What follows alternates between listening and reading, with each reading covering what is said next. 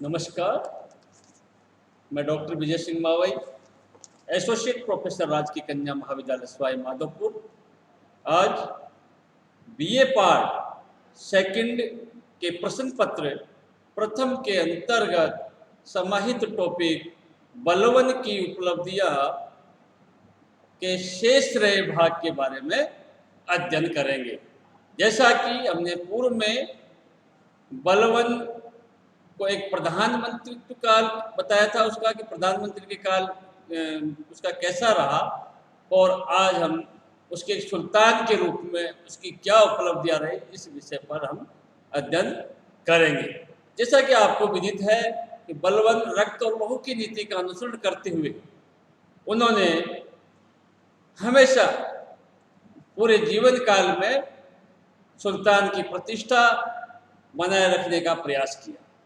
तो उसी दिशा में उसके राजत्व सिद्धांत, यानी सुल्तान के रूप में जब उसका पीरियड है 1266 से 1287 ईस्वी का, तो इस दौरान उसकी क्या क्या उपलब्धियां रही, इस विषय पर हम विस्तार से आपको बताएंगे।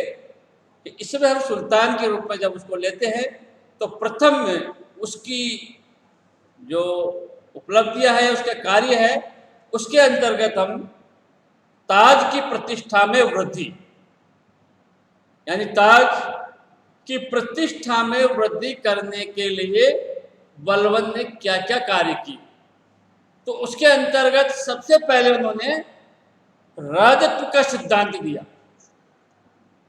क्योंकि प्रत्येक राजा या नरेश या सुल्तान अपने आप को ईश्वर का प्रतिनिधि मानते हुए हमेशा ऐसा व्यवहार करता था और इस प्रकार शासन करता था कि वह ईश्वर के द्वारा प्रदत्त इस कार्य को बखूबी ढंग से कर रहा है। तो इसमें राजत्व का जो सिद्धांत है, उसमें बलवन ने क्या क्या नए जो है आदेश या नए जो उसके सिद्धांत दिए, उसके अंतर्गत जिससे कि ताज की प्रतिष्ठा बढ़ सके, सुल्तान की मान मर्यादा बढ़ सके, तो उन्होंने इसके लिए ताज और सुल्तान की मर्यादा के लिए जो सिद्धांत दिया, उसको उसमें राजत्व का सिद्धांत काफ़ी महत्वपूर्ण है। कई बार अलग से भी आपका एक क्वेश्चन आता है कि बलवन के राजत्व सिद्धांत के बारे में बताइए, तो उसमें भी आपको इससे काफ़ी सहायता मिलेगी। तो बलवन का जो राजत्व सिद्धांत है, उसके बारे में आपको आज हम बता रहे हैं कि इल्तुतमिश के अयोग्य उत्तराधिकारी, इल्तुतमिश के जो अयोग्य उत्तराधिकारी थे, जिनके काल में सुल्तान की स्थिति एक सामंत की तरह हो गई थी, यानी सुल्तान जो है कि सामंत की हैसियत से ऊपर नहीं उठ पाया था, तो उसको पुनः सुल्तान की प्रतिष्ठा, उस्ताद की प्रतिष्ठा बनाने के दिशा में उन्होंने कार्य किया। तो बलवन जो कि उस समय तुर्कान चहलगानी नामक जो 40 या 40 सरदारों का गुट था या संगठन था, उसके बारे में भली भांति जानता था कि जब तक ये संगठित रहेंगे तो ताज और सुल्तान दोनों स्वतंत्र रूप से कार्य नहीं कर पाएंगे, ताज की प्रतिष्ठा भी बची नहीं रहेगी। तो उन्होंने तुर्कानी चहलगानी जो था उसको छिन्न भिन्न करने का प्रयास किया, उसकी सत्ता को एक समानांतर जो सत्ता थी उसको नष्ट करने का उन्होंने प्रयास किया। तो इसी दिशा में जैसा कि बलवन सोचता था कि तुर्की अमीरों की शक्ति को समाप्त किए बिना सुल्तान राज शक्ति का उपयोग नहीं कर सकता, और नहीं वह जनता जनार्दन के बीच लोकप्रिय हो सकता है। बलवन सुल्तान की इस दुर्दशा का अंत करने के लिए कृत संकल्प था और उसका राजत्व संबंधी सिद्धांत उन्हीं उद्देश्यों से प्रेरित था। बलवान सुल्तान के दैविक सिद्धांत का समर्थक था। जैसा कि एक प्रचलन था कि राजा अपने आप को देवतुल्य समझता था, तो उसी भांति जो कि गैर इस्लामी था, बलवान ने भी अपने आप को देवतुल्य माना और उसके अनुसार आचरण किया। तो इसमें जो बलवान का जो राजत्व सिद्धांत है वो शक्ति, प्रतिष्ठा और न्याय पर आधारित था। बलवान ने राजत्व को दैविक मानते हुए कहा कि सुल्तान पृथ्वी पर ईश्वर का प्रतिनिधि या नियाबत एक खुदाई होता है। अतः उसका स्थान पैगंबर के बाद आता है, यानी उसकी सत्ता अगर खुदा ईश्वर के बाद जो पैगंबर है सेकंड नंबर पर, तो इस हिसाब से तृतीय नंबर पर वो सुल्तान की सत्ता मानता था। यानी पैगंबर के बाद वो सुल्तान को ही सर्वोच्च मानता था। तो इन सब से अभिप्रेरित होते हुए बलवान ने अपने राजत्व सिद्धांत को कठोर बनाया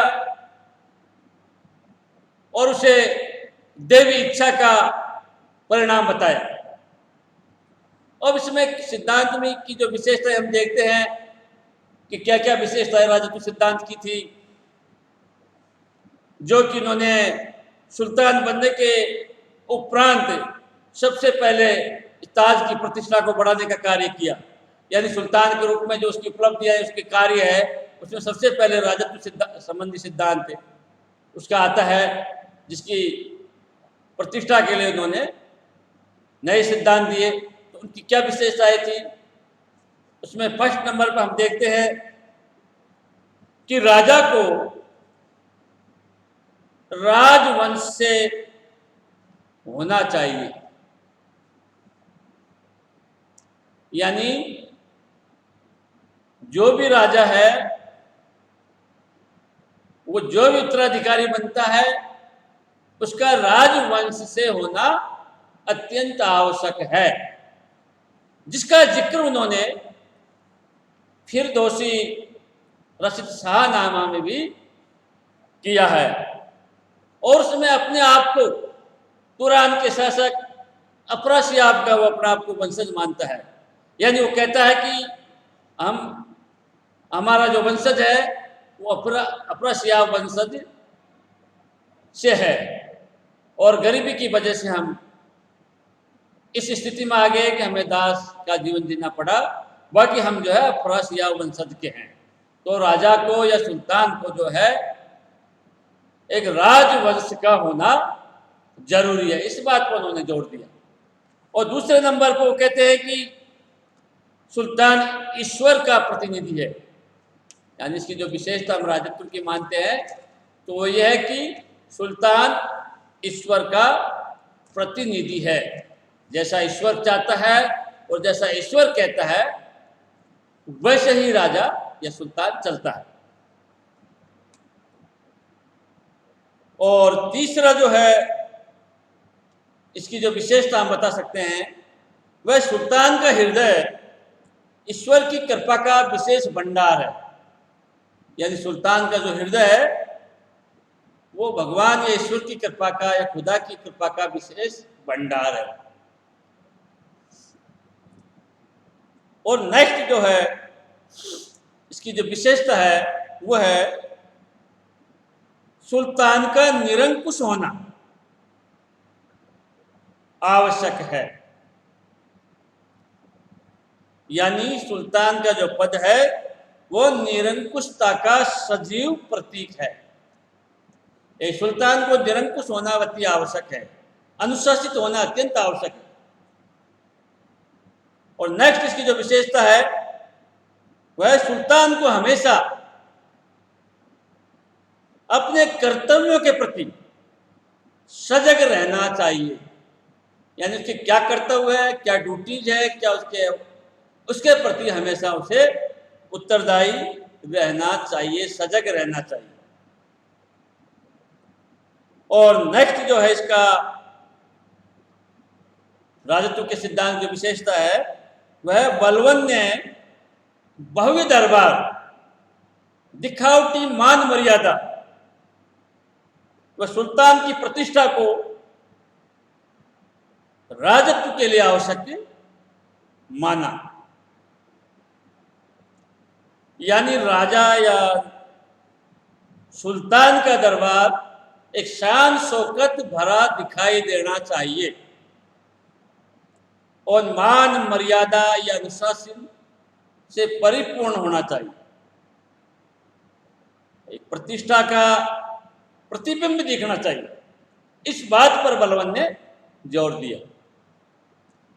और नेक्स्ट जो इसकी विशेषता है वह है रक्त और लौह की नीति का अनुसरण करना चाहिए। यानी सुल्तान को रक्त और लौह की नीति का अनुसरण करते हुए अपना कार्य करना चाहिए। यानी कि कठोरता का बर्ताव, एक अनुशासन का बर्ताव, चाहे वो तलवार के बल पर हो या एक भय दिखाते हुए हो,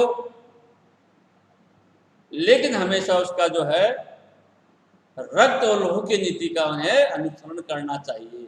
तभी एक राजत्व का सिद्धांत सफल हो सकता है। और नेक्स्ट है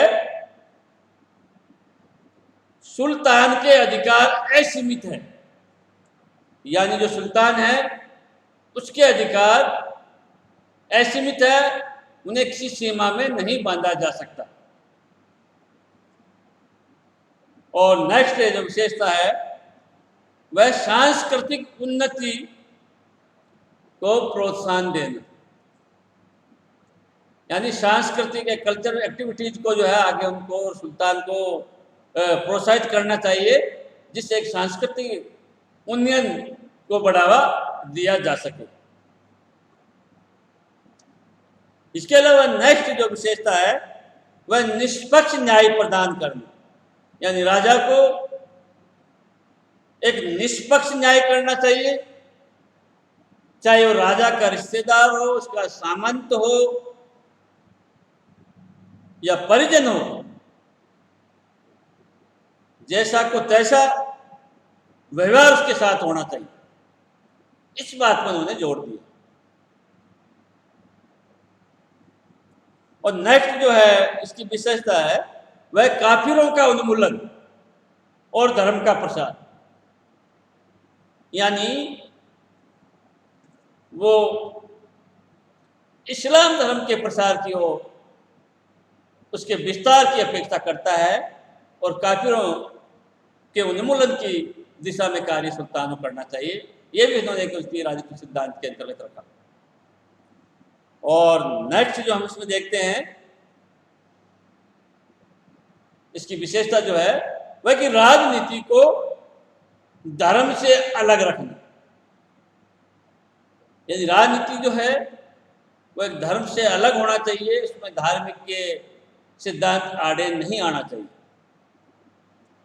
और नेक्स्ट जो है वह है उच्च वंशीय लोगों कोई महत्वपूर्ण पद पर नियुक्त किया जाए। यानी उच्च वर्ग के लोगों को ही उच्च पद पर पदासीन करने की उसकी नीति थी। जैसा कि उन्होंने राज्य सिद्धांत के शुरू में कहा है कि राजा को भी एक उच्च वंश से होना चाहिए, तो उसके मंत्रियों या जो ये पदाधिकारी है वो भी उच्च पुल्लिंग हो, इस बात पर वो जोर देता है। इसके अलावा नेक्स्ट जो विशेषता है वह है स्वयं को, यानी स्वयं का जो चरित्र है वो भी शुद्ध रखना चाहिए। राजा को इस ऐसा प्रदर्शित करना चाहिए सुल्तान को कि उसका आचरण जनता के लिए एक अनुकरणीय है।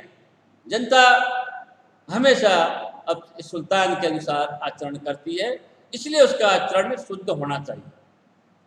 और नेक्स्ट जो इसके राजत्व सिद्धांत की विशेषता है वो है जन कल्याण के लिए प्रयत्नशील रहना, यानी राजा को या सुल्तान को हमेशा जन कल्याण के लिए प्रयत्नशील रहना चाहिए।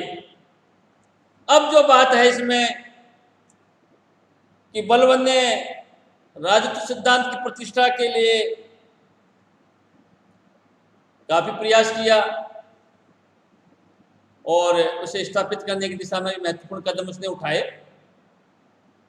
तो उसकी जो उपलब्धियां हैं एक सुल्तान के रूप में, उसमें हमने उसके राजत्व सिद्धांत के ताज की प्रतिष्ठा को बढ़ाने के लिए क्या कार्य किया उसके बारे में हमने अध्ययन किया। धन्यवाद।